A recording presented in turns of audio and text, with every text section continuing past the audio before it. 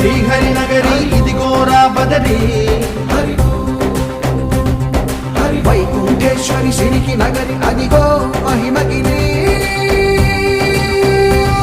ఈ కొండపై మా గండగా ఆ విష్ణు పాదమే వెలసింది వేదాలనే విభజించిన శ్రీ వ్యాసపీఠమై విరిసింది